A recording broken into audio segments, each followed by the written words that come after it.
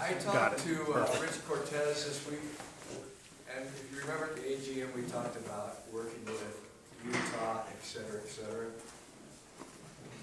We've had some discussion with the Utah folks, and the decision has been made that at this point in time, it doesn't make sense for us to join forces financially or geographically because it's just too much distance.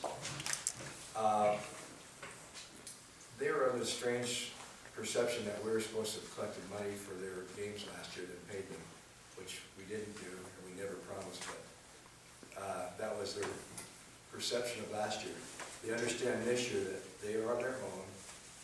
If a team out there wants to contract with us to do their matches, such as BYU, we will do that for a price and supply the referees at the grade that they want. Outside of that, we're not going to be doing anything with Utah. As far as the geographical union goes, Rich is still working on that as a geographical thing, but it hasn't. He sees no reason for us to do it either. Questions on that? Second thing is we still don't have scheduling. Gil is coming, right? As far as I know, yes. I just saw him in the parking lot. Okay. So. He's probably downstairs doing a little Glendale thing.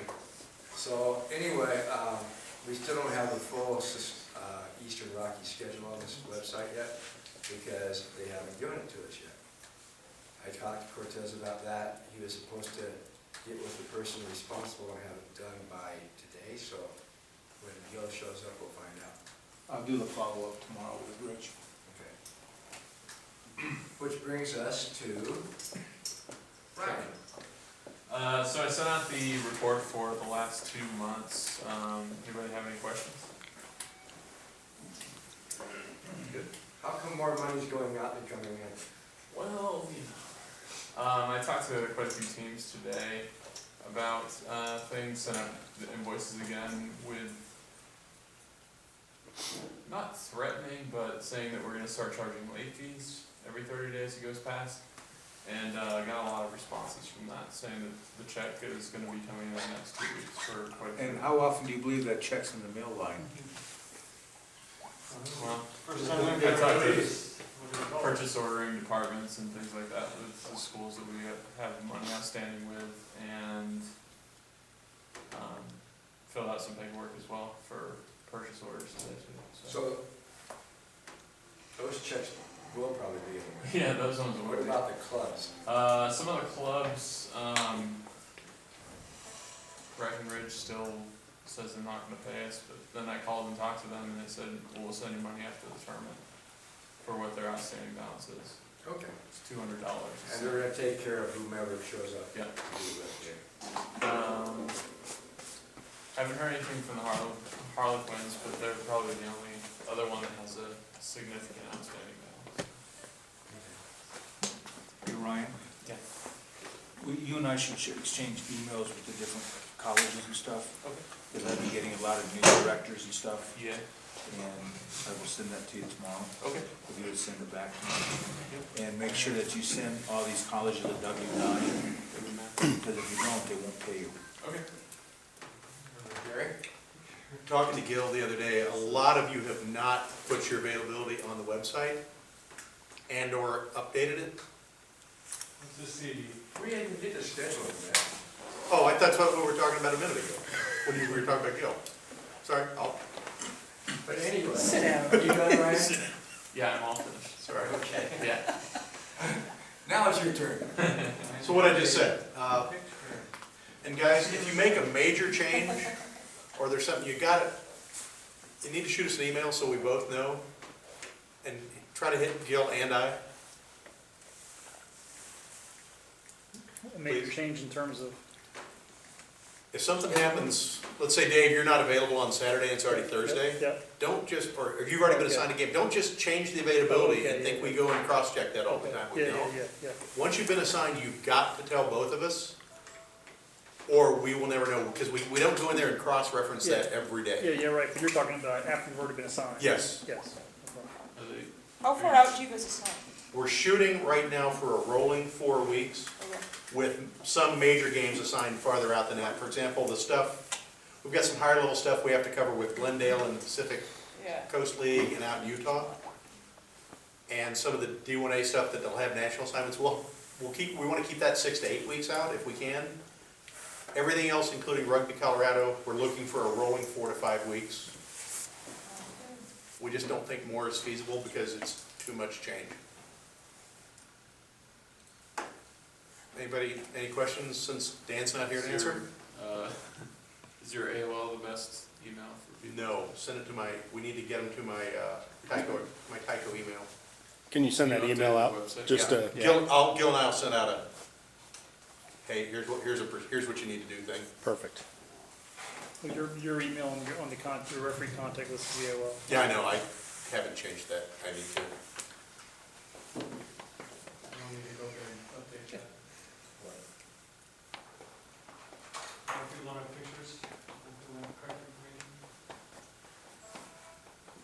Can we personally update that, or are you just? I'll just have a login. I've tried it, it doesn't work. Let's see, Bob. Yeah. I've uploaded some, I stole some from Facebook, it's not Steve Kirsch. You put up awful ones. You don't like it, change it. Leave it to Mark, and that's what you Put get. it unfriendly on Facebook, Mark. Tom, Whoa, yeah. looks like some of the D3 stuff is up now. Whoop, Bob, I hit the wrong. Looks like some of it's gone up in the last 2 hours. Okay, so we're getting there. The women's schedule is still not in for any of it, clubs or colleges, D1 or D2. Can you look at that too, Robert? Already am. Well, there's one of the guys that's Speaking supposed to of be the able to devil. pick that up. We'll bring it back when Gil comes. Yep.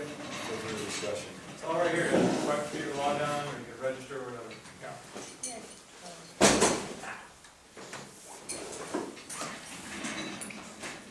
Mark, I got a phone call from Tim just moments before I got here. And he said you would give it Yes. as he is on a business meeting. So here's who we paired coaches with. Mike Bloy, that's John Kenny. John Kenny, Yeah. Mike Bloy. First thing you teach him is proper Secondary signals. Foot up. Yeah. That's why he's videoing tonight. Does anyone have a coach? Anyone not have a coach that wants a coach? Anyone? Is that there? Not because I can do that. If you don't, it's because you haven't replied to Tim's emails, basically. So reply to his emails. There's some forms I made up and I will send out. It's some self-analysis forms that if you're really serious about your career for refereeing and want to get better, the expectation is you guys fill the forms out before and after your matches, and then share them with your coaches. Okay, I will send those out now. And there's a blank form, and then there's a form, a sample form like I filled out for the game, just to kind of give you guys some details. Flash the image form up.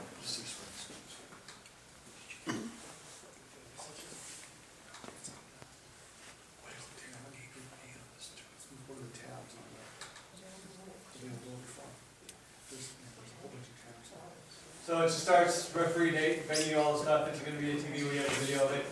And then your 3 goals you're working on for this game. And again, we want SMART goals, specific goals, measurable, are they attainable, realistic, timely? You know, not just like, I want to referee the scrum better. Well, what part of the scrum? You want to work slowing your cadence down? You want to make sure everyone's bound on the bind? You want to make sure that it's square and steady, working on, 4 to 5 times, you're going to make sure there's a straight feed, just measurable goals. And then technical triggers are like, okay, so the scrum didn't go straight, what's my trigger for that? Well, have a chat, or the feed didn't go straight, so what's my trigger for that? Well, I'm going to talk to the scrum out the next time, and then I'll free kick on the next one. If it doesn't go straight, I'll set that standard. Or as an unstable scrum, If it's pushy before the ball in, I'll know to go back and slow my cadence down to give them time to comply with my actions, stuff like that. And you can kind of read it. And then, basically, if you, how do I do this? Like when you're refereeing a game,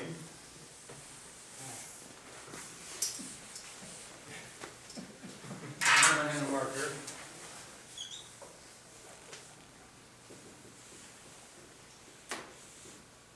This is getting more.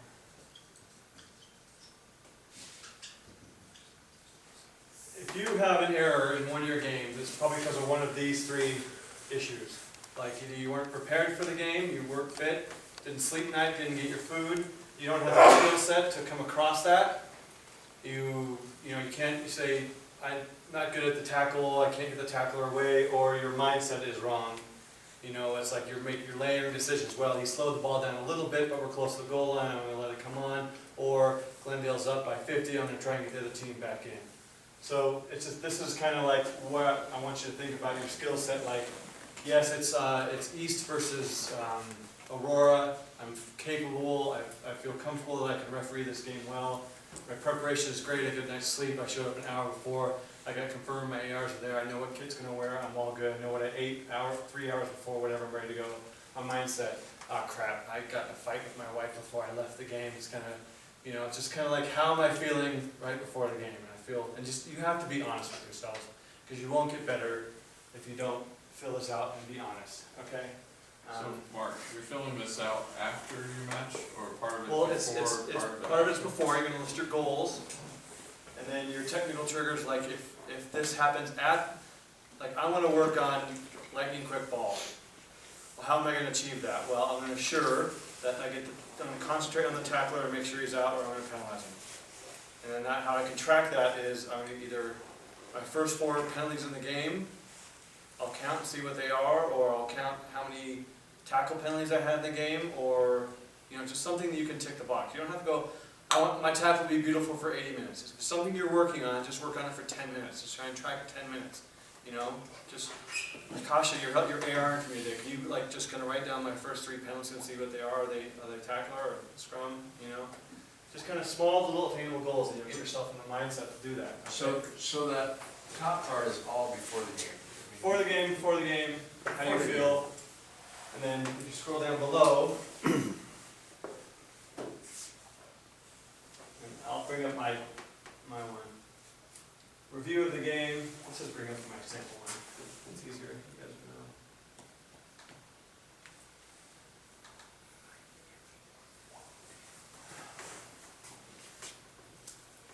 So my tackles for this game are tackle, ensure lightning quick ball, goal to get 5 to 10 tackle penalty counts, and 3 tackle non-compliances. That's something that we get kind of ticked on by our performance reviewers. So, you want to get 5 to 10 tackle penalty counts. You can, if you have a video, you can review it. You can have an AR track it. We're now paying $25 for someone to come video a game. So if you're not doing it on the weekend, and you see there's a game, you want to make $25, come video it, load it up on YouTube. Stu is refereeing his only game this weekend. Hey Stu, you mind if I come make $25? Yeah, stop by my thing, grab the camcorder videos too. Load it up there. Alright? Scrum, I want to have a stable platform for 90% of my scrums after I say set. And then management. Have a positive, constructive dialogue with both captains. Listen and address their concerns to be clear and concise with instructions. No interaction with me and any players can last over 10 seconds. Okay? These are my triggers. If slow ball happens, the trigger is the tackler. If the tackle's okay, our arriving player's on my feet. That's my mindset. That's like, oh shit, what's going on? Is the tackler good? Yes. Arriving players on their feet? Okay, that's a trigger. If not, penalize them. Find it, penalize, or go and playable for you guys. If I have an unstable scrum, I'm going to slow my cadence down. So you think you have a slow cadence, it's set, and it's moving all over the place. Well, that's a trigger to me, like, okay, that wasn't slow enough. Slow it down next time. All right, make sure they give players time to comply with the command before continuing. If engaged in the discussion, have a radio, an AR radio in me to stop the debate. Tom's refereeing for me, and I'm sitting there going back and forth with the captain. Mark, stop it, end it, quiet, be quiet, it's enough. Just help me out with that. That's a trigger for me. So 9 out of 10. Yeah, early in the standard in the game, early decision in the tackle, first scrum cadence, slow cadence, pre-match shock is scripted and concise. And my preparation, I trained all well this week, physically prepared for this, didn't sleep well on a host couch. He's snoring kept me up, there's no meal available. For breakfast, I only had food, so that's only a 6. My mindset, I'm ready to perform my best. I'm not going to layer decisions, I'm going to make clear, accurate calls. So after the match, all right? Game was fast, a bit windy. Barbados took advantage of the wind with some great tactical kicking. Glendale tried to make a push in the last minutes of the game, but they couldn't score against. It's just a brief summary of kind of review of the game. And then what happened? I had 9 tackle penalties, 3 non-compliances. Denver was a dominant scrum, 4 penalty kicks against Glendale with 3 resets for the scrum. Glendale captain constant complaining about Warrington Barlow tight end. That's what happened during the game. Those are the facts. And then again, you guys will read through this. I don't want to go through this and teach you guys this okay, so you'll get the idea. I felt good about the statement penalty. So if you guys have any questions about doing this and review your goals with your coaches. And see if they are smart, I want to be in a better position. Well, how? What are you going to do to get in a better position? How are you going to track it? My first 3 tackles, I'm going to be the third guy there. That's what I'm going to stand on. And, your coach who's there watching, yeah, Dave. You would do this whether your coach was there to watch the game or not? Yeah, I mean, you got to be honest, and you got to do it with your honest with yourself. I mean, you put yourself in the mindset, okay, first 3 tackle penalties, I'm going to bust my ass to get there. Whatever it is, like whatever your little goal is for that game. I'm going to make sure I'm in the tackle, and I'm going to plunge through the touchline and make sure I'm square. Just whatever little things. We can all talk about SMART goals with your coaches or whatnot. Feel free to call me up. We'll review SMART goals going forward. We do a lot of that. The thing is, if you do this, if your coach is there, you get home, or you're on your way home, you guys sit in the seat beside you, don't read while you're driving. Call your coach, go over it with him, and maybe he can give you some ideas of what you can do before your next game to make it work better. You don't have to see your coach every week. As a coach working nationally, I see people 2 or 3 times a year. But you talk all the time. Locally, when Tim and Mark and everybody coming up, I got a phone call every week, sometimes 2 and 3 times a week, and they brought us something else. But the bottom line is, you've got to be honest with yourself. If you can't be honest with yourself, you're not going to be able to get the whole thing done. Just one quick thing on plan of action. So if you follow this, it'll create a new plan for you. Like my tackle was great. I'm going to stick with that plan for the next 3 matches, just to make sure that I'm solidified on getting the tackle away. If you got something once and you're good with it, don't just throw it away. Just keep working your plan until it's like a tool in your toolbox. And if someone, again, like items of note, this is when you all have those coaches like, well, you know what, your scanning was horrible. Well, I wasn't working on my scanning, so it's kind of a moot point. But I'll file that away, and if I hear that the next time I get coached, I'll kind of make a mental note, like once I'm done with sorting my tackle, my scrum, whatever my 3 goals are that I'm going to accomplish consistently, and then I'll add, I'll change one of those goals to maybe scan. So don't just change your goals every time someone says, your scanning was awful, your position wasn't very good, you need to sprint as, whatever Jim Russell said, sprint, just put that anywhere, Chris.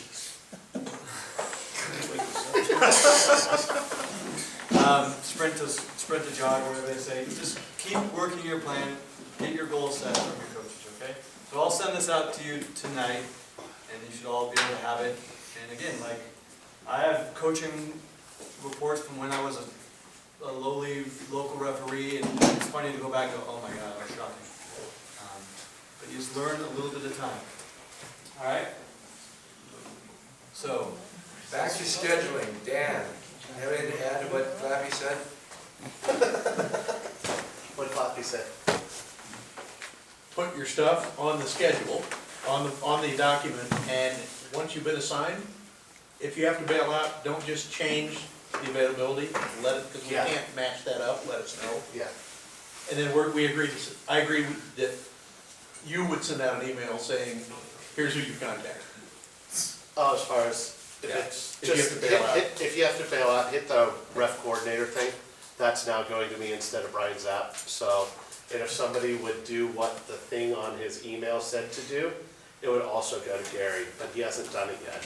So there's that. And then men's rep for ERRFU, if he would get the schedule up, we could start assigning that. Then, well, let's get D2 and D3 up there, and I don't care about D1.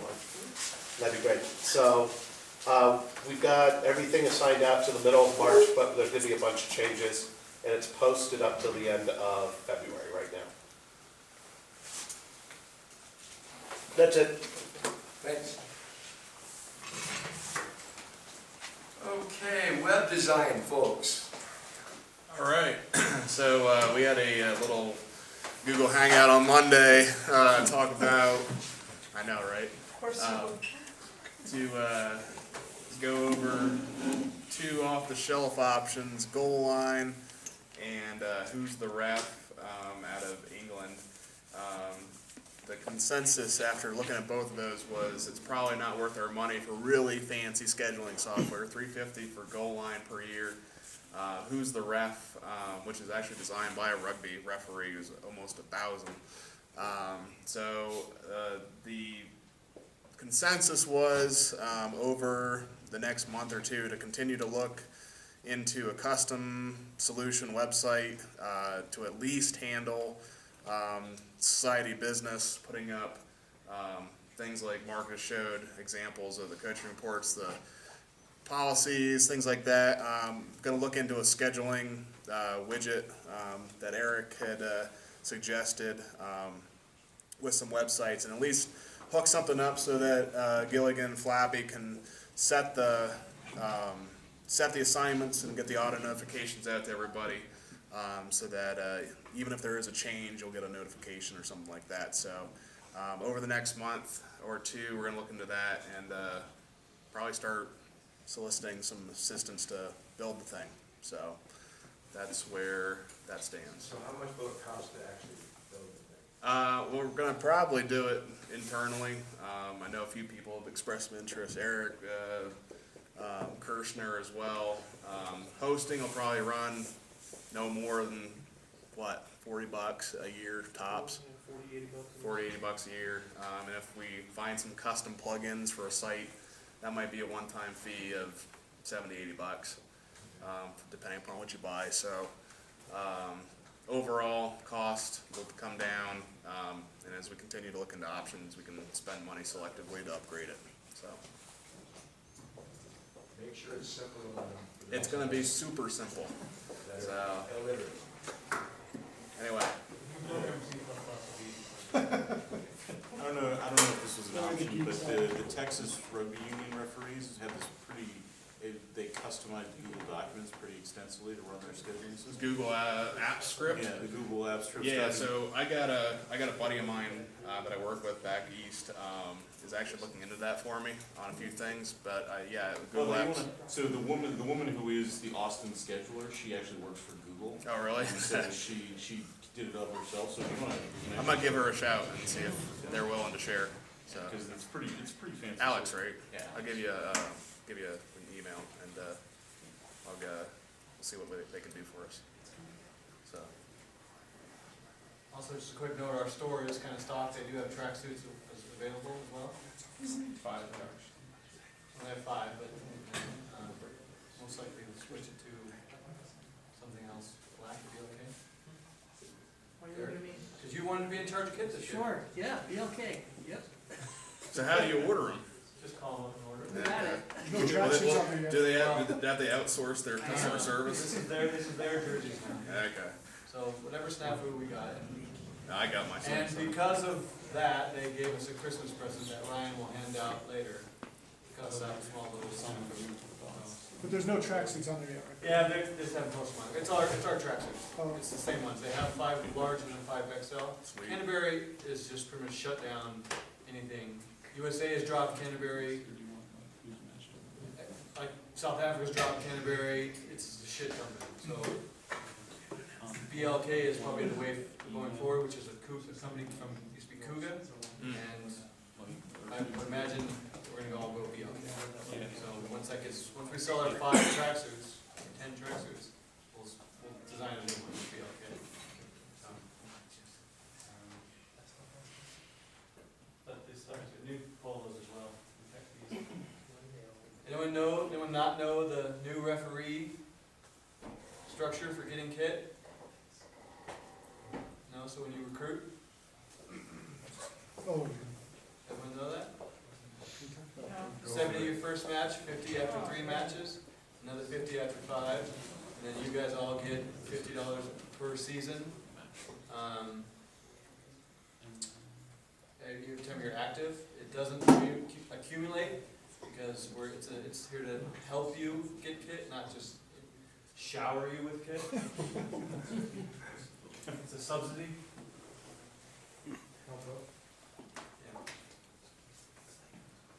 5-year plan, folks? Where's Steve? Steve. Well, I'll speak to Steve Okay. in his absence. We had a meeting last Saturday. Steve had found some very good references. The Queensland Rugby League Referees Association has a very good one.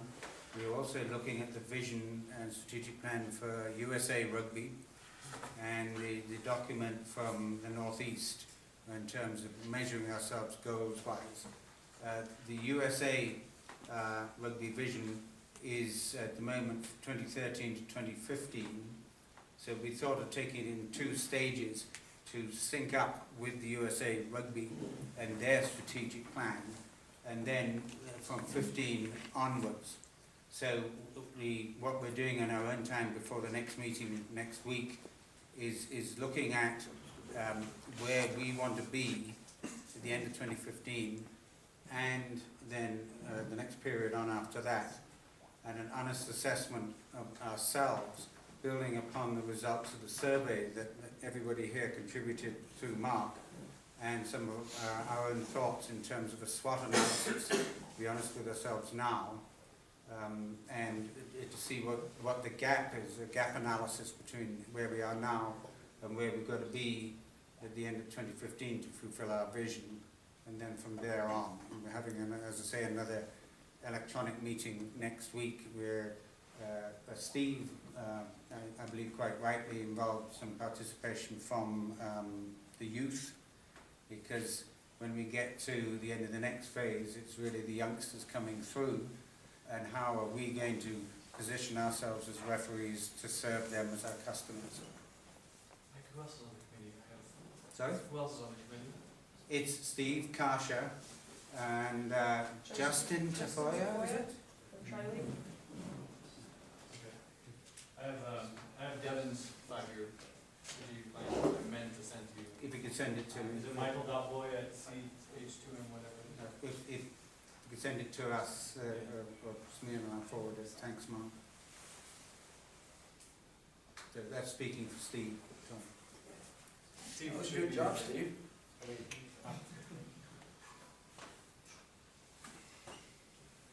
We're way ahead of schedule, gee. That's Not a bad thing. So Mark Nelson's up to talk about the big 5. This is to get everybody ready for the spring season and what we have to get right and be consistent with.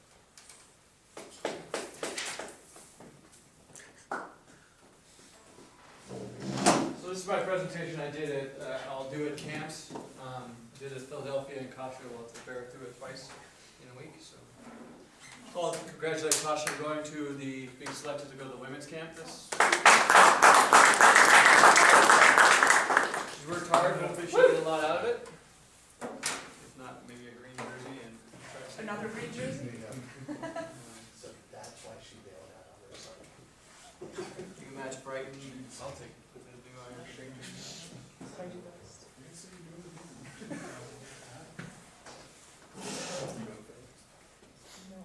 So, a couple of years ago, the IRB put out 5 critical things that we all wanted to get right in your game. It's changed a little bit, and then it's changed a little bit again. This is kind of the new current structure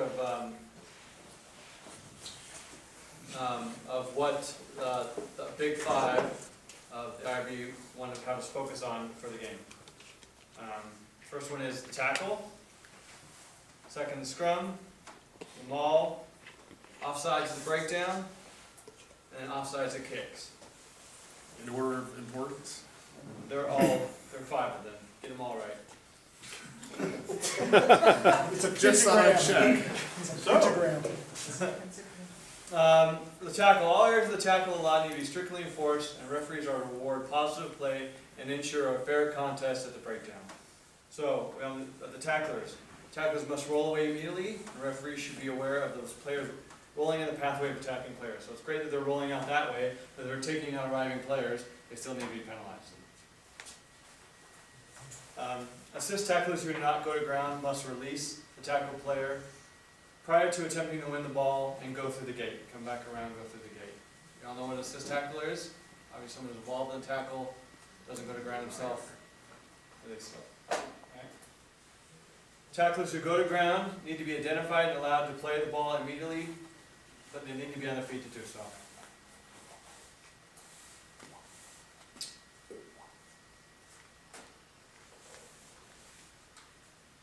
Don't do this.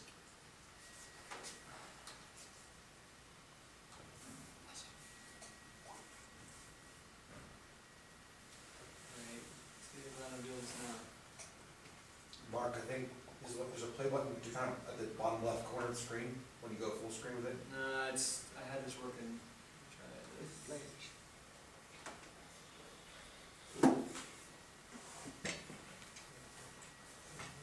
Sorry.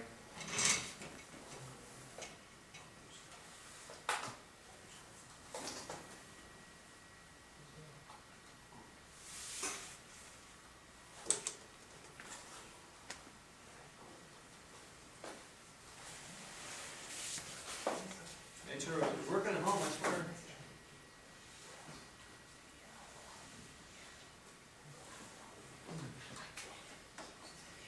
Alright, let me work on this real quick, sorry. Great. Good job.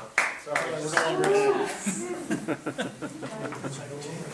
I know, right? Mark, is your video in the same place as your, Huh? is the video in the same place as the PowerPoint? Yeah. Mine's, Tell us the story, Paul. I think that's on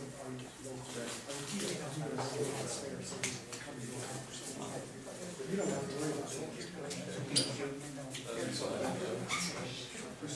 Hey, Derek, does your stuff work? Derek, Does your stuff work? Are we skipping? You have Yes? Yeah, skip ahead, we'll come back to it. you don't need. well, I can read. Hey, Mark, Mark, Yeah?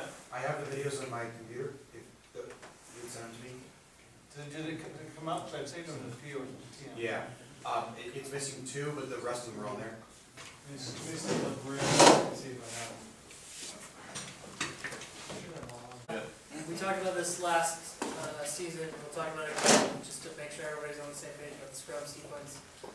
I think the main point of this is that you can lay out all your expectations and prevent any problems before the match. It's not necessarily how you would manage during a match, this is about before the match. So with everything, they're a little bit used to it, so it should be not like a foreign concept or anything like that, but this is just for you to lay out everything. So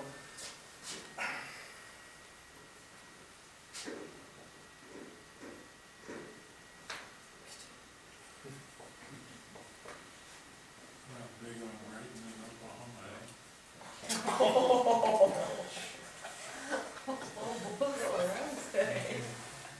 What state school is that? okay, so this is just about your pre-match chat. So when you have everybody in, first things first, start with the hooker. You want to focus on the gap. It is almost as if, what I like to say is that when I make the mark, the hooker's foot is almost on my foot. Once you're happy with that, then you can proceed, you go to the crouch. We're just looking for ear to ear or close to ear, enough to where they can get a decent bind. And then when they're close, or where they're straight and square. So again, the hooker with the gap, go with the crouch, happy with that, go with the bind. Bind is on the body, not on the arm or the shoulder or anything like that. Make sure your elbow is flat, not like obviously cranked. And then with the set, be clear with them that we're just setting a scrum. That's all we're doing. There's no incentive to win a hit, blow them off the mark, anything like that. We're just setting a scrum. Everybody happy with that? Yes? And then, talking to the number 9s. We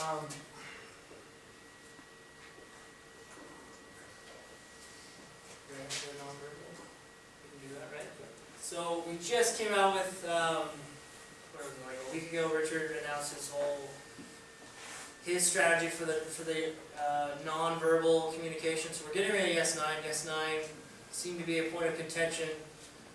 Some teams wanted you to yell it as loud as possible. It's not really for the packs, so they decided, hey, let's get rid of it. There's two options, or two main options for managing the 9 put-in.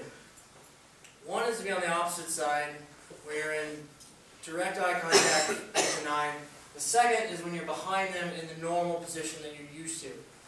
I would say, we don't really want you like touching players that much, especially maybe high school games. But Bad touch there.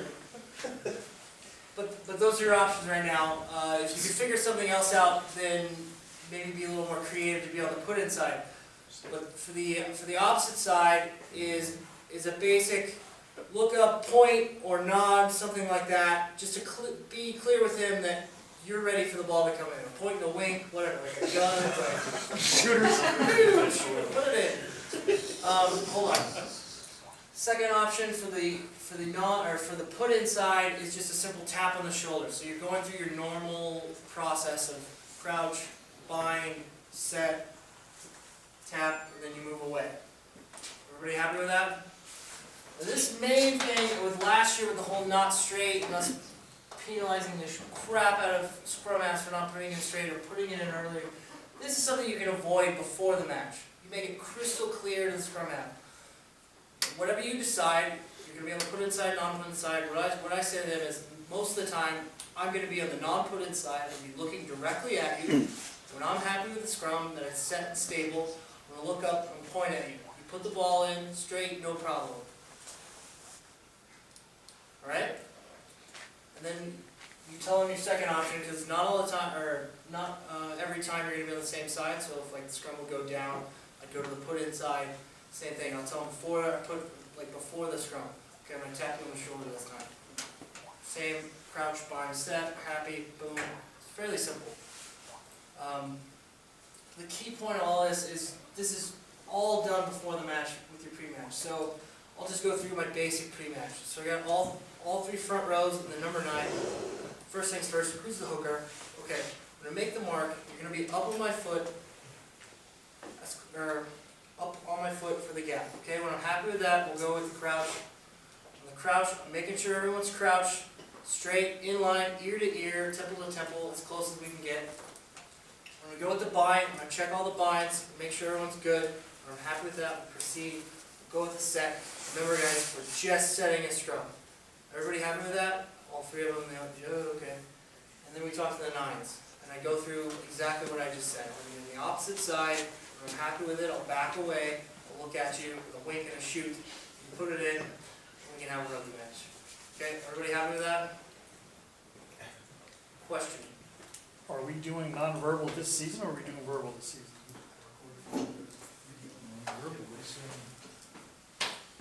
Nationally, they're going non-verbal.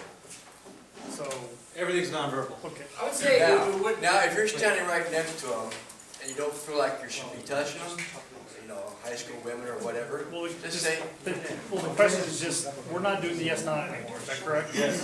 correct. Is that coming out? Press release here? Richard did it.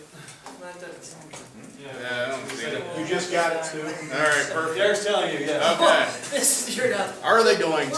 We're our own entity, we can do, I thought, whatever, it's not dangerous or anything. Why I not thought do the it? local leagues, they still and the want other the thing verbal. is, as the teams go out, as us, make a national championship. If we do it all year, then anybody that does make it past the state will be good. The most important part is probably, we all need to be on the same page. We cannot have, especially in the scrum, it's very easy to do this all the same. I think it would be too difficult for teams to go from week to week with different referees, with different sequences, different things like that. Well, that guy's one of the yes, none, this guy wanted that, this guy had to pass, whatever, okay? Let's try to be as consistent as possible with this. I'm not saying, you have to be on certain sides, you have to touch them on the shoulder, however you want to do that is up to you. I mean, a tap on the arm, whatever. But let's be as consistent as possible in our application of this, just for the team's sake. There's so many emphasis that they talked about last year on ball on the street. Because on the stuff I see on TV, it's back to these cookies and otherwise. When they came up with a new one, they wanted to demonstrate.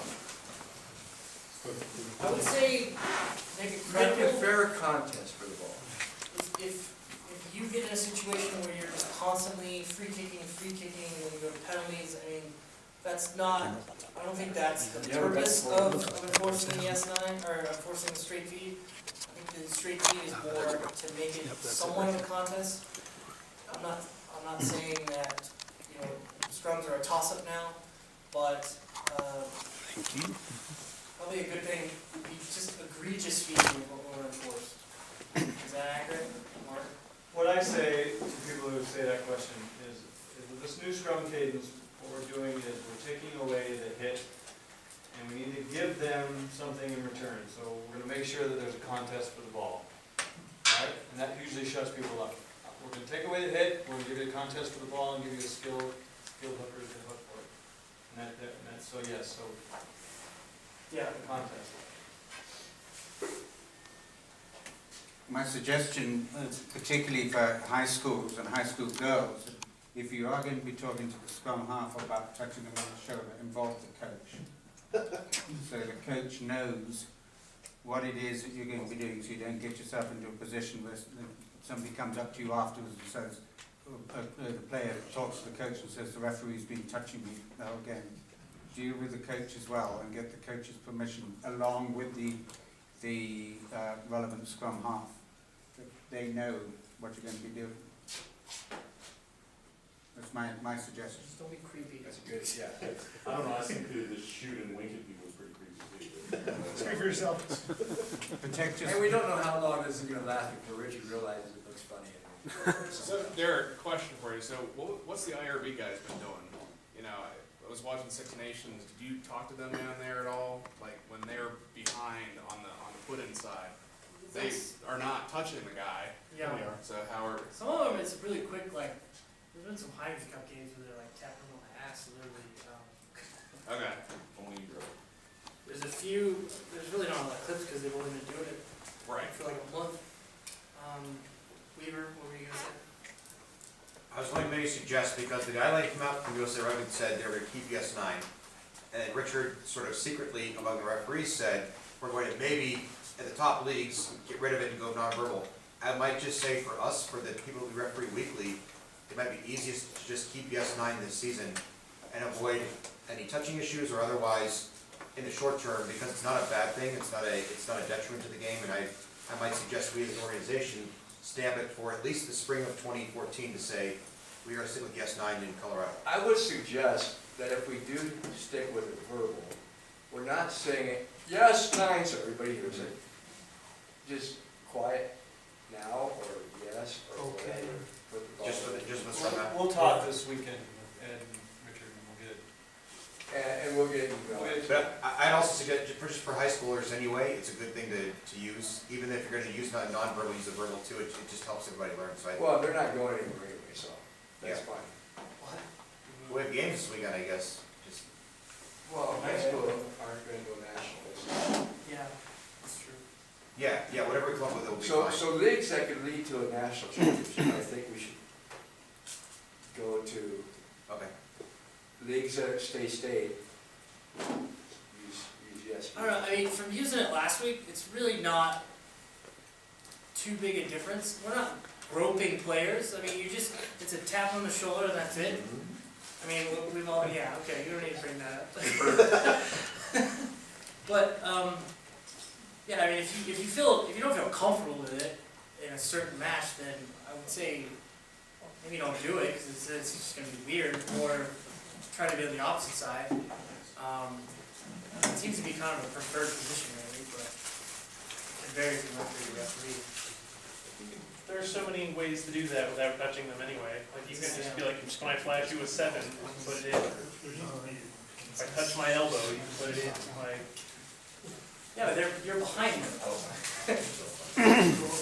You're behind them. That's the point of that. So is there no consensus? This weekend, let's just go with yes 9. Kurt and I will get clarification because we're going to Atlanta, and Ed, Todd, and Richard, the powers to be. We'll get an email sent out. That'll be forwarded. Tom will be on that email and he'll forward it out. And we'll have to get that. Are we all comfortable? Oh yeah, you'll be there too. We need a little box. Is it all comfortable this weekend going with what? S9? And then changing it next week, and that's not going to confuse you out so much? Alright, happy days. Yeah. Alright, so just in summary, remember like, all of this is just a checklist. So when you start a scrum, hooker, boom, he's ready. Crouch. Crouch. Everybody's squared, stable, heads are in line, close enough to where they can get a bind. Line. Everyone's bound. All 4. I see 4 arms go up. Okay? Set. Just coming together. Everything's stable. Nothing's shoving. Nothing's going crazy. Then we have the 9 foot in. We'll go with yes 9 for local games. Right? Probably a good idea. And remember, we're not shouting it for everybody. You guys probably got asked during the fall, like, can you say yes 9 as loud as possible? No, I can't. I know why you want me to say it. It's just for this guy.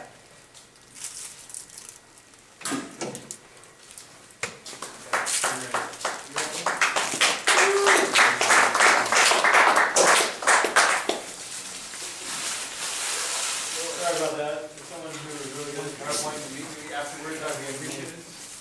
I could never figure out how to say it. I thought I had it figured out.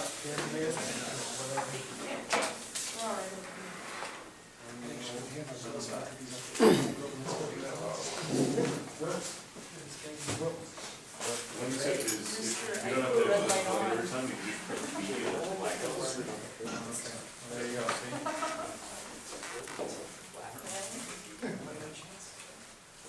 The spin makes everybody want some. Yeah, so if you're projecting PowerPoint and you press B, it'll just black out on whatever screen. Press W, it'll white out.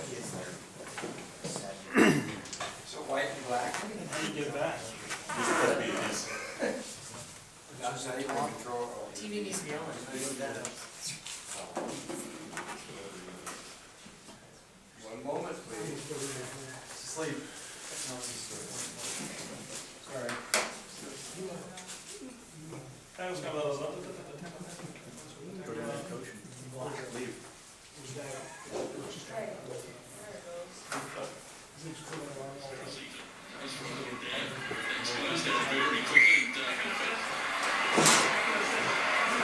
Did I see that?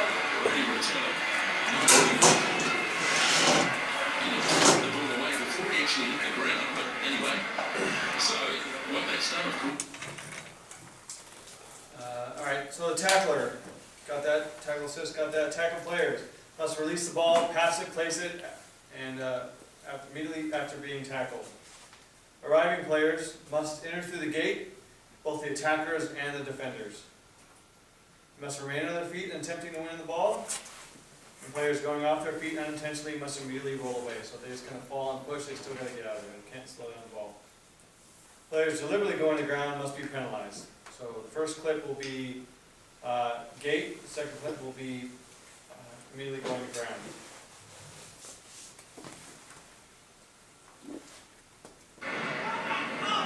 Just hovering around the 10-metre mark. Bowley. Zamani. Brings it back. Penalty. This one's in a great position to make a turn out and your fingers on the side. It's against going to be Kipu.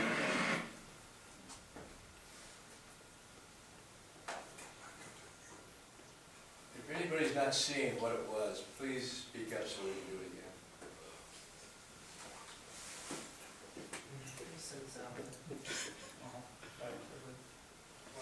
I never get the assets to save.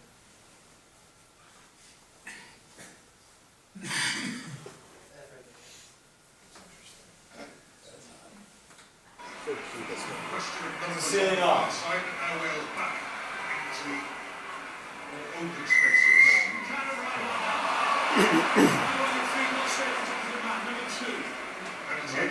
Again, we're looking for players to hit the point of contact and drive forward, not just hit the point of contact and fall down. Real passage the player have to put together. But actually, Done. leaving the penalty aside there, not looking at. If they come back, there is going to be, if it continues, a significant defect in the Australian defence, because in the middle there, you had 2, 3, and 5. That if Wales can free ball and have Jimmy Roberts or Jonathan Davies in one of these outside positions, then they're going to be running it. Kurt? Not necessarily 100% that clip, but I had a question the other day from a coach about rucking the tackler that's on the deck. Yeah, barrel roll. And the legality around that and everything, and, you know, do we allow as referees or do we not? And so I guess he wasn't necessarily rucking somebody on the ground, he was just downward angle, but I was gonna ask your thoughts on rucking the tackler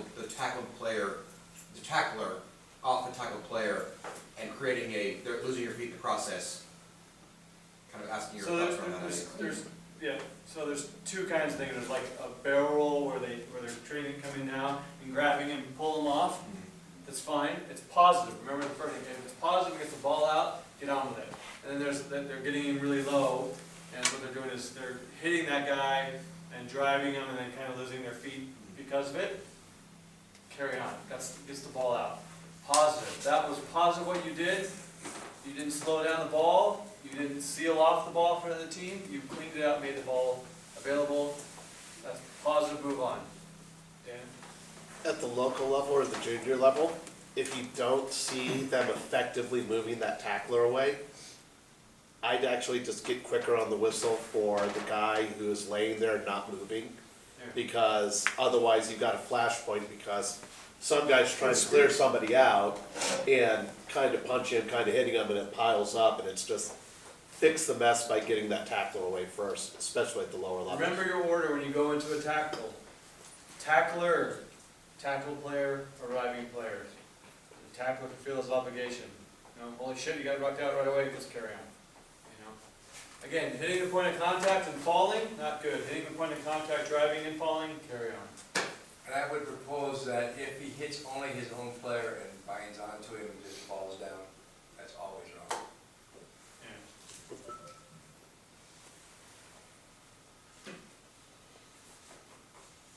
Okay, so what we have here is like tackles kind of being held up, developed into a maul. If in a tackle situation, a clear and obvious maul develops, the referee should referee that phase accordingly. It is an offense to deliberately collapse a maul. Analyze that. A turnover scrum should be awarded if the maul goes to the ground immediately and the ball is not immediately available. If the referee is undecided regarding which team caused it, go to ground, just turn over the ball. You know, remember that players that are in the maul that if it goes to ground, they don't have to roll away. So just turn it over. If it's not taken down illegally, if it's taken illegally, doing that. If it just kind of goes to ground, it's positive. You don't see someone fall under, you don't see someone yank it, it just kind of comes to ground. Just immediately turn it over. Don't let them rush around. You're just going to create a penalty, and then you're going to punch and foul play, fight, red cards, lots of paperwork. Well, that has to be good. It's Johnny Beatty again.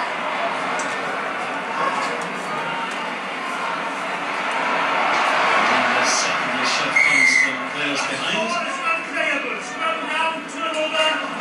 It's loud and strong. Just leave it like that. Nothing malicious happened. The ball went, it was a maul. You call a maul, went to ground, didn't come out. But if you see the ball, Didn't come out no, immediately. but if you see the ball as a ref, You can play on them for, If it's immediately. yeah. Yeah. But there's no requirement for the defenders to release the ball. They can just So lay it's there, not if it gonna- went down, they can just lay on it. Oftentimes they roll away, well, no, they don't have to. This goes along with Derek. Scrum engagement, when executed properly, will reduce and eliminate resets. Pre-match brief, keep it simple. Stupid. Make a mark, make a mark, hookers line up left of the mark, a good gauge of distance is, again, 4 inches apart. So basically, if your foot's on the ground, and they closely touch their feet to your foot, that's probably the proper distance. I'm saying you do that, but make the mark on the ground, keep an eye. First thing you set, when they set up, if their feet aren't that close, just bring them closer. That's your starting. Then you'll automatically be gauge distance for temple to temple, ear to ear. When crouch is called, please crouch. All front rows should be at the same level, and temple to temple, and ear to ear is ideal. Call bind. Please bind on your opponent's body, and maintain that bind throughout the scrum, or be liable for penalty. It's always a nice little catch. If you change it, and nothing happens, and it's still positive, you don't have to penalize him, but just make a mental note, hey, keep your bind. If he changes it, it goes to shit. Binding. After set, you may come together, however, please remain straight and stationary. This is basically what you're telling them. This is all your pre-match briefing needs to be. When the scrum is square and stationary, I will use a non-verbal indication to the 9. They have a moment or two to put the ball in straight. I'm going to watch our friend Greg Garner say that exact same thing. Okay, lads, for scrum, so the first thing I'll do, I'll make a mark on the pitch. Hooker goes to the left of the mark, please. Okay. When we're ready, I'll start to engage the scrum. So the first thing I'll call is crouch. So we make sure we're at the same height and we're balanced. Once I'm happy that we're all balanced, I'll call bind. Props, make sure you bind in the right places on your opposite number and hold that bind. When all 4 props are bound and I'm happy that both packs are stationary and balanced, I will call set. Please make sure you engage the scrum after I've said set. Once the scrum's engaged, we need it to be stationary and square. Awesome. I had to short out, I swear to God. By the way, in the Queen's, balance means steady.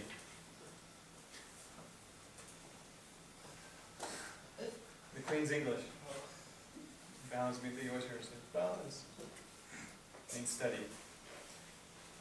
Management. After the engagement, visually check all the 4 props binds. Just takes a second. Set and just have a look. Make sure everyone's bound on the body, especially the tight ends. The longer the binds from each prop, the better. Again, if they're long out there, it's going to get down.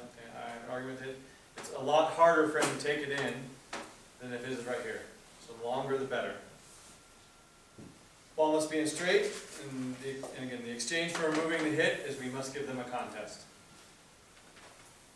Ensure the back row remains bound. This is kind of like your mental checklist as you're going through the scrum.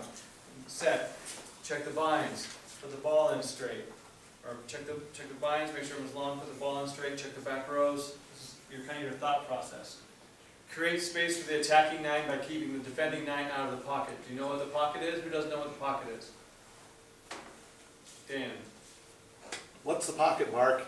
Tell us. It's the area behind the 6 and right next to the 8. So just keep the defensive scrum map out of there. It's just bad rugby. Why? Because he wants space on his, so it's going to give him space on that. What are the 6 and 8? All you have to say is, hey, listen, don't crowd him, stay out of the pocket, and I'll make sure he gives you the same space. We'll be like, oh, yeah, okay, that's fair. Whip wheels. Penalize whip wheels. Do not reward illegal playing. If any of you were refereed and the scrum goes around and you're like, oh, I don't know, and you go, woo, turnover, 90, and they're all like, yeah! You've been had. Alright? Don't allow whip wheels. Either the scrum will go straight and drive, and then eventually wheel, okay, maybe turnover. But if it's just sitting here engaged, and then everyone just walks around, penalize it. If you don't feel like penalizing it, just reset it. make up something. Hooker's ear was hanging out a little bit, reset. Oh, whatever, yeah. Don't just go, turn over and be had. Maul. Players supporting the ball winner, the ball carrier, at kickoffs and lineouts must do so from alongside and behind the ball carrier. So whenever you see that guy, the ball's coming in this way, and you see him set up like this, and he catches it, he brings it back down, this guy's got to move his ass to get out and not obstruct. Players doing so in front of the ball carrier, the ball winner, they should be penalized for obstruction. Both the ball carrying side and defenders are to be refereed equally at the maul. The player who is caught up in the maul and makes his way through the middle of the maul formation is not obligated to leave. I'm not saying he doesn't swim through the maul, but if he just pushes his way through there, don't call him out. But the guys on the fringes, get him out, get him back around, manage it. Same way, guys joining in front, kind of create that wedge. Don't allow that. When a maul collapses, there is no obligation for any player to release and roll away. Please don't say, roll away. Management. So when maul forms, all you have to say is blue maul, or whatever color you're judging it on. That's all you have to say, blue maul. If it becomes stationary or it's moving side to side, we're looking, again, moving forward is what we're looking for, not side to side and not backwards. Once that happens, we just say use it once to the scrum half. You'll know what you mean, hopefully. And get 5 seconds to restart it. Work hard to never lose sight of the ball. Don't just stay on the inside of it. If it's going over there, just get over there. Like in end goal, you want to increase your work rate with mauls because you got to run around and get it, see it, check it, manage it over here, and make sure no one's going to take it over there. Just work hard when you have mauls. 5 seconds is a lot of time. It's quite a long time. So at the second time, you say use it now. What I see a lot in junior referees is they go use it now the very first time. It's just use it once, and then they have 5 seconds, use it now, and he'll get it out. And if he doesn't, turn over. Ah! What? I said it twice. So 5 seconds is quite a long time, but not this long. First pass for trouble. Riesler at the front of the Sharks line up to set them off. The more driven back there by the Stormers, the call of using fronts has already come. Beckett's coming through the middle to defend. But still the Sharks managed to build a little bit of momentum. And the Stormers will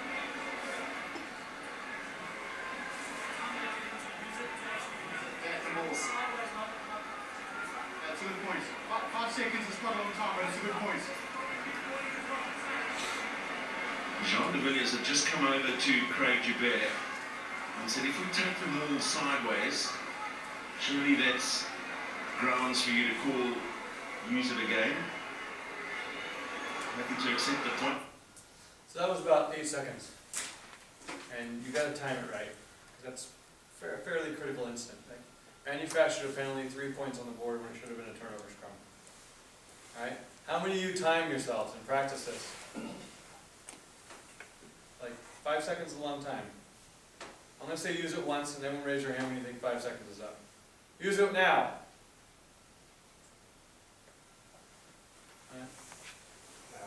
Yeah, Ray and Eric were right on time. You guys were a little slow. So practice that timing, guys. Mark, Yeah. just to clarify, on use it once, they can still drive it. They have 5 seconds to get it going forward again. Yeah. Yeah. So if you say use it once and they drive it then another 40 meters, it takes 20 seconds to score, they can still use it. Oh, yeah. So again, use it once, they get 5 seconds to restart it going forward.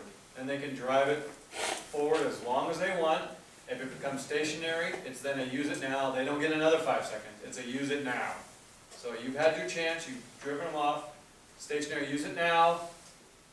You didn't do it. Forward, sideways. Yeah, forward, moving. Sideways. Not forward. Was the penalty at the end of the clip, was that for pulling the ball in? Yeah, so, I mean, Let it the go. Blue Bulls, they Yeah. collapsed it Yeah. when they were hoping to get a 5-second. Yeah. So they use it now, what do they have, 2 seconds after No, that? They gotta use it quick. Now, Now. use it now. Immediately. But you can see if the ball's in the middle, and you say use it now, if the ball's right there, and you know, the scrum master back there, just kind of directing traffic, and it's right there, use it now, and he'll get it out, or if he won't, he'll yell at you, and you said, I asked you to use it now, what does now mean to you? Listen. Offsides and breakdowns. Referee and assistant referees need to be strict on applying offside law at both teams at the breakdowns. Players close to the breakdown must be policed to ensure that the entire body is onside to allow the ball-winning team the space they legally entitled to. So we all see everyone get down in their three-point stances and their feet are behind the ball, but their body and their arm is well in front. That's not acceptable. Their entire body back. If you create this, if you get lightning quick ball and you create the space to use that ball, you will have a caloric, great day of refereeing. You'll have a glorious game of rugby. You have to create that space. Bio. This is kind of your sequence in dealing with rucks. Ball, is it available? Yes. Inside players, are they onside? Yes. Then you go to outside players, are they onside? So that's when you're, I can't really move around so much. So when you're running towards a tackle and you sort of at your tackle and now you're thinking about where you're going to go and your spacing, is ball availability? Yes. Inside players, let's push them back, and then you can go out to the outside players and have back and have that channel. So this is what your thought process is. So you're going towards a tackle away, find an adjudicated contest over, bio, ball available, yes, inside players on side, no, step back, outside players get on their feet, and then you can move out. That's how you just keep that mantra, bio, ball, inside players out, ball, inside players back, penalty here, offside, didn't listen. You know, just keep that structure. You'll eventually get that timing down where you're in, create the channel, and you can get out.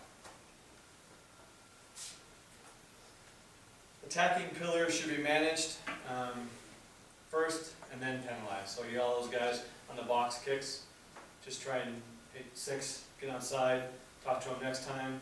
If he doesn't listen, penalize him. I don't have a video for this, I don't know why it's this video. Used to. Here's just some examples of offsides.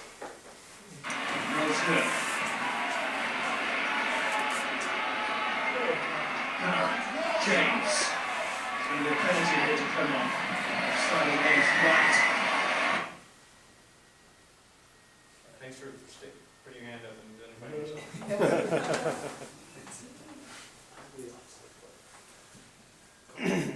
That's Here's to replace the players good.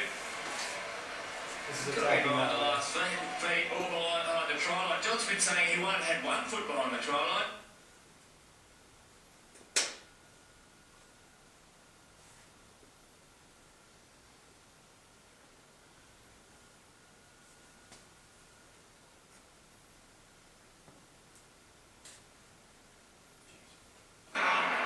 Looking hungry again. Richards. Another fear.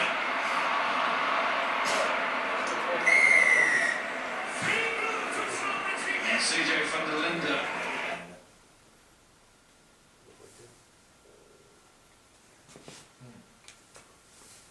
This would be a great call from an AR, 3 blue offside. That quick too. Up Let's to reblue offside. David Smith as an electrifying runner. Lays it back for Periwinkle.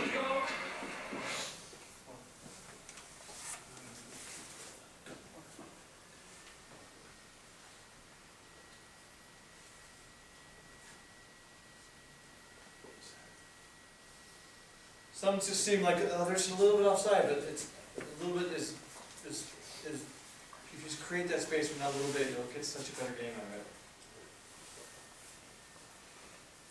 Offside kicks, players in front of the kicker from their team are to remain stationary. They don't have to retreat, they just have to hold unless they're within the 10, until they're put onside or must retreat to their goal line if they are in front of the 10-meter line where the ball lands. No attempt to retreat must be penalized straight away. Offside players advancing, the management should be stop, blue 6. It's just that simple. Practice that. Not stop, stop, stop, stop! Blue 6, 6, 6, 6! Stop, blue 6. Players who continue to move forward must be penalized straight away because they could just absolutely crush a guy who's waiting to catch the ball. Players that are offside, not within the 10-meter line where the ball lands, they may move laterally across the field. So if the ball's landing here, and I can go this way if I want to, or that way. I just can't, and I have to retreat. But they can't just get the hell out of the zone by going away from it. Players are offside when a kick goes. Players that are offside when a kick goes in a touch continue to be offside and must not advance until the quick throw is no longer an option, or they are put onside by players on their own team. This is something that we need to do better at catching. Because you have an offside player and you're trying to say stop 6, and it goes in a touch, but you're just like, it's in a touch, we're cool. My job's done. He could eventually go and prevent that quick throwing. He has to be dealt with. Penalize him. Just say, you're up. You're still offside. Takes away an option. Yep. Takes away an option. Don't think, the ball didn't touch, thank God, my job's done. I get at least a 10-second coffee break.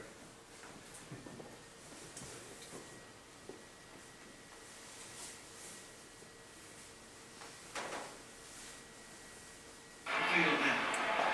Thompson, Robertson. Webster in the back 3.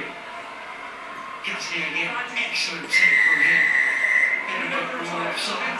Never retired now. He's so composed, Rob Carney, isn't he?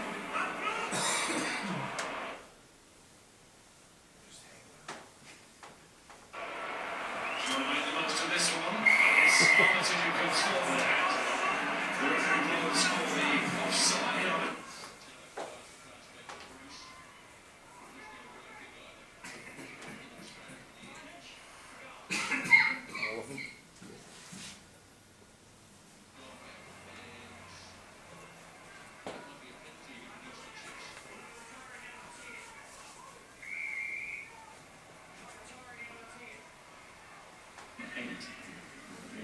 Still, time for that to change. Mood is through again on Jake, he doesn't like it. But the referee is moving the penalty for that. Clean catch from Jordan Murphy this time. No hangover from... Just that much. Moments ago, Armitage, Cueto wins. But the referee... 2, 4, 5, pick a number. All in front line out. They've won in those 54 tests is 2-3. Sent it high. Berger was offside. Berger was offside.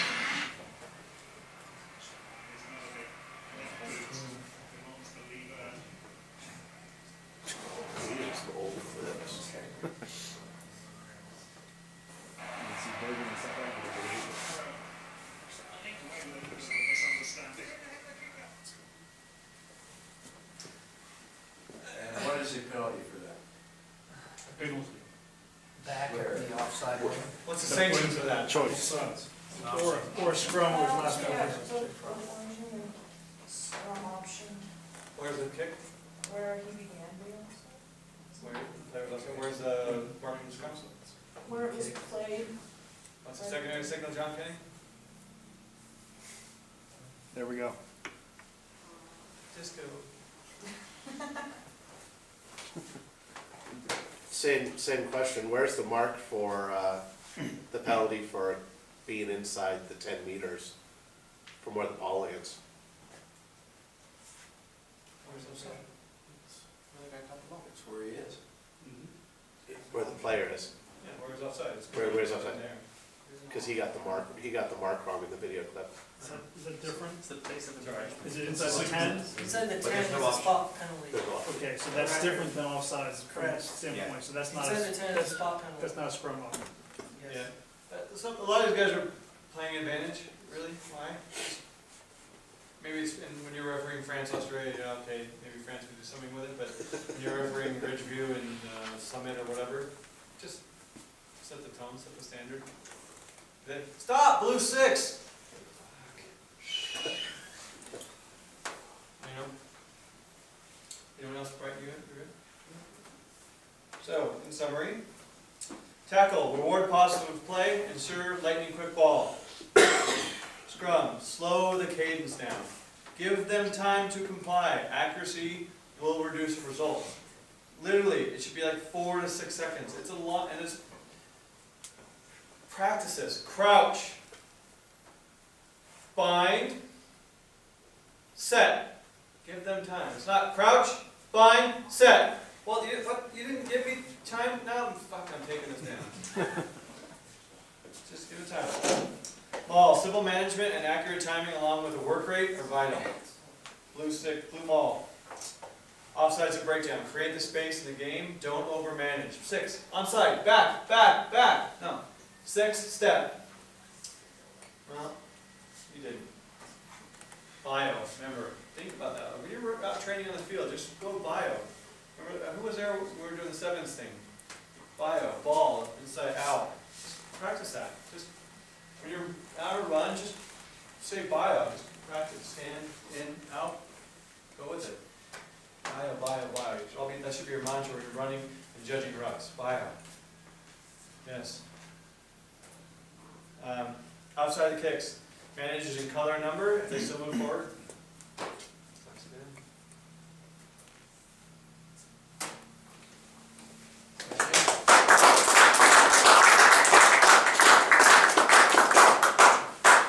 Okay, Mark used up most of our time. Sorry, I told you it was a long presentation. Options. Listen to Derek or have any other comments anybody wants and do it later. Do it later. Listen, Derek. What was that option? Or do it later. The next thing is, we're gonna watch 2 videos of, one match is at Infinity, the other is in Aspen. They're like 3 years apart, and it's just about differences in communication. Less is more. I vote video. Let's do it. Okay.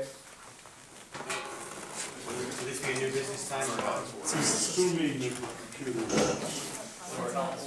By a show of hands, is there any interest in running a fitness test at 7 o'clock in the morning on February 23rd at Impact Sports? What's the 22nd, Saturday? Is there any way not to do it at 7 a.m.? Show of hands. It's 23rd, it's Sunday, it's Impact Sports, it's in Broomfield, it's at 7 o'clock in the morning. Mark, is there any way to do it later today? It's at 7 o'clock in the morning at Impact Sports in Broomfield on Sunday. I think that's the only option. Thank you. There is interest by then. I need about 10. Well, No, it's fine, I understand. no, it's fine, I understand didn't that. know what you said. Okay. Baseball takes up spring training, they just take up that turf. I'm totally fine with that. Yeah. I mean, no, I'm not, but if that's something else. Not getting up before. No. Mark, anybody in the Boulder area, the Boulder team is renting out indoor space for a couple nights a week, so if you wanna train indoors on a Tuesday or Thursday, just find the Boulder men and they will link you up to whatever they're doing. I like the 3 points there. You broke it down too.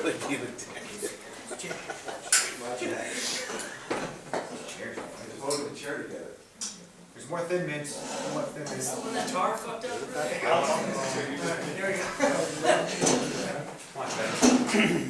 So, 3 points of this is just be clear, be as clear as you can when you communicate. Try to speak in law terms, and then avoid being a dick. There's a good example in the second video of like how to be a dick. It's kind of like makes me cringe when I watch this. Of the Emirates Airlines National Collegiate All-Star Championship semifinal, the South Panthers 31, the Midwest Thunderbirds I'm 20. gonna watch like 5 minutes of this. Play the ball!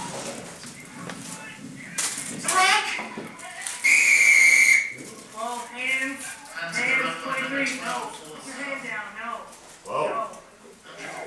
Half of that doesn't need to be said. Play on. Most all of that needs to be said.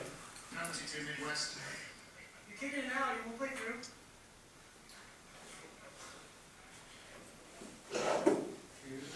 3 years ago.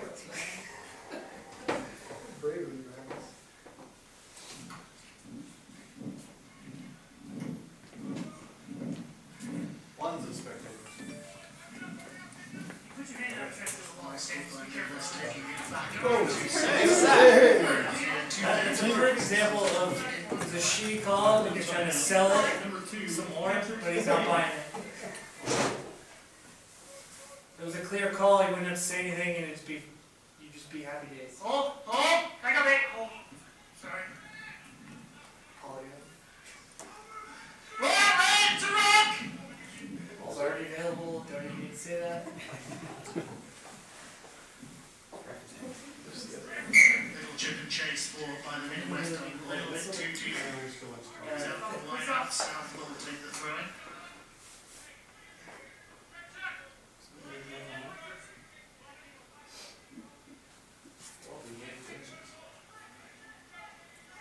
Panthers line out, number 2.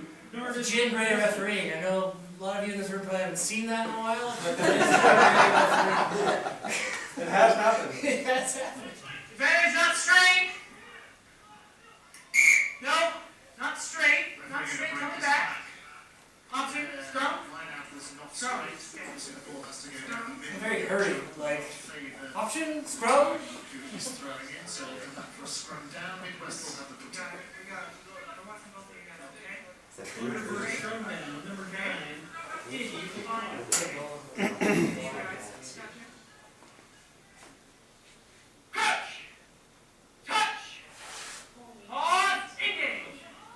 This is a while ago. You really already are. Up, lifted, off the ground. Because Derek, where else did you lift them? Oh, just keep repeating it. Eventually they'll read it. Well, he's in the air, Lonnie. He's in the air. Okay? He's on, okay? He's on. He's on. You're so embarrassed. Where's the tee? Thunderbird's penalty kick attempted by number 10, Nick Rubani. You have a problem with that call? What was that? Gil, you have a problem with that call?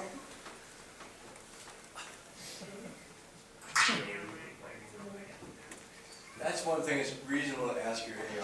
Decisiveness.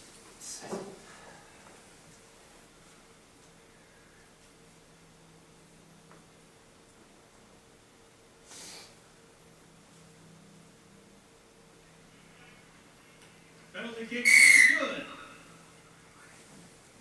So Derek, when was this game? This year or last year? 3 years ago.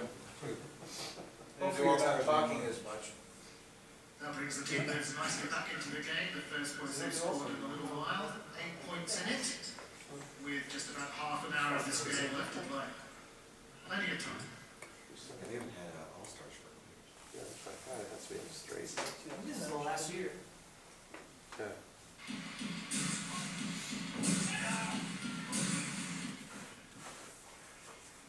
Well. Don't need to say that.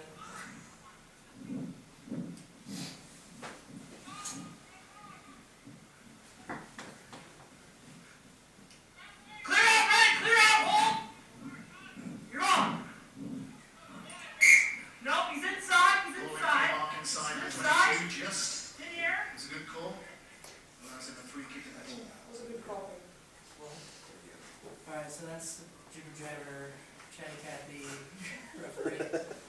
This is, one of the games from. Second half. Audio's kinda choppy for like a minute and then it clears up. So, sorry. Ball coming out. He's taking the ball.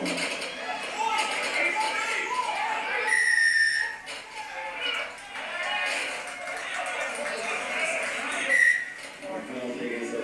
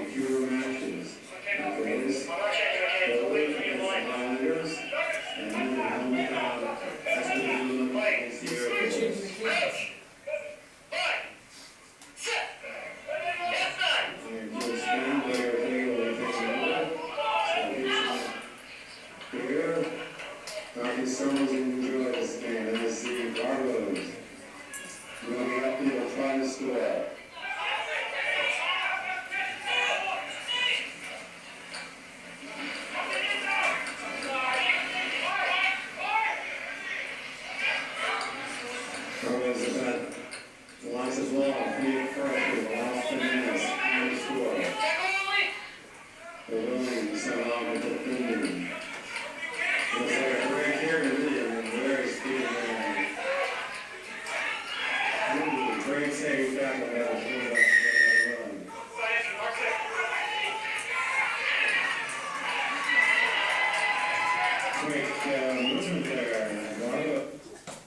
chance we can get the Aspen guy to realize less is more?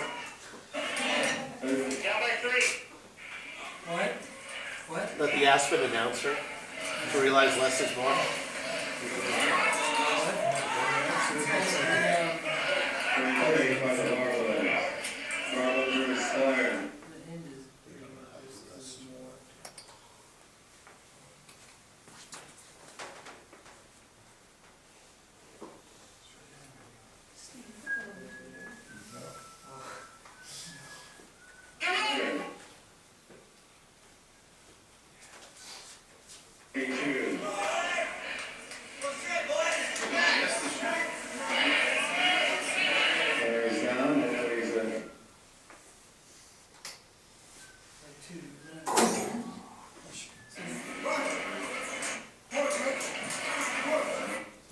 Barnow's just scored, and they've taken the lead. There's like a minute left.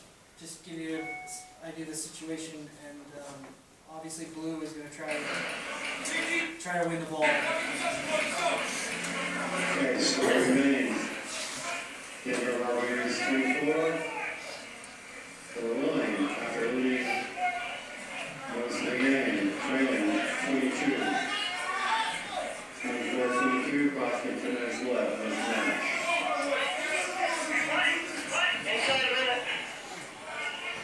As the Dover team won't get the end zone, and Richard turn great take.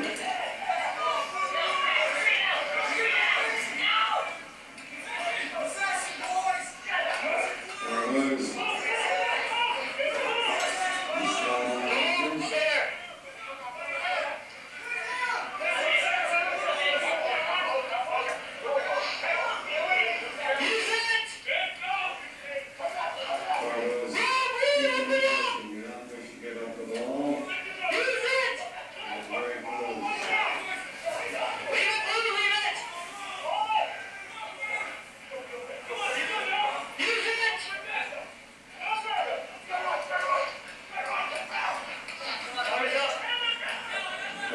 Facing the ball, taking for a catch, ball stays in, giving up possession, Reynolds don't know where his Reynolds on left, Reynolds on the ball now, staying in line.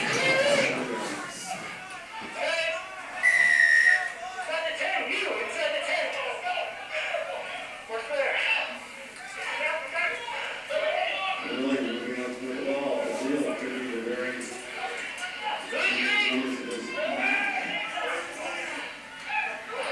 time is definitely a factor. Here they go, they go inside, and 2 inches, knocked down. That's it, side out. Just kind of a difference in example of that second video, the beginning of the clip, where it's pretty free flowing. Barbos are kind of able to move the ball as they want. At the end, when they take the lead, they're going to try to kill the clock, so they're going to try to milk as much time as possible. So you got to use it as on top of the willing team wants the ball back, so you got to be preventative with that. And just kind of a difference between like a normal open play, kind of flowing match, and then you get to the end where some shit might happen and you want to try to prevent or anticipate it.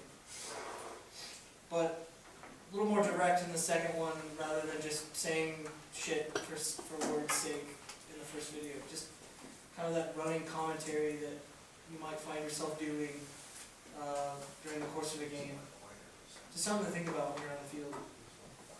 When you just keep talking, it kind of dilutes your words rather than when you're not talking so much and then you have something that you need to say, players are going to respond to that more often because they don't hear you as much. So just something to think about when you're on the field. When you just keep talking, and keep talking, it kind of dilutes your words rather than when you're not talking so much and then you have something that you need to say, players are going to respond to that more often because they don't hear you as much. So, something to think about. Who's ever recorded themselves? Yeah? Who's ever scripted their words out in the first 15 minutes of the game? Try it one time. Holy crikey. I say a lot of unnecessary things. I have a recorder if anyone wants to use it, wants to come borrow it from me. Just plug in the mic, put it on your back. Or they cost $50 at Radio Shack. Hey, Derek. So you said time is up to the barbells in there. Did you generally do that? Did they ask you to do that? I just kind of said it, and I didn't yell it either. I just said it to the scrum half because he's right there. Time's up. He kind of in hopes, hey, let's. The hot tub's ready. This game is over. I'm satisfied. This game is over. I've had enough. If you're playing an international match, what happens when time's up? So why can't we tell them? They can get And you just call them idiots. What? Yeah, well, they were really, so. Yeah. Any questions on that?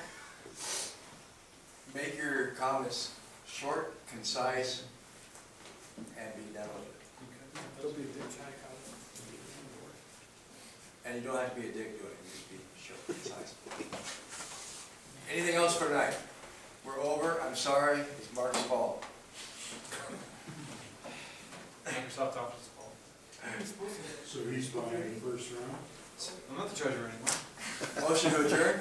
So moved. Okay. Does anyone want to help with the Jersey's harassment? Come on up. Oh, did you see the video?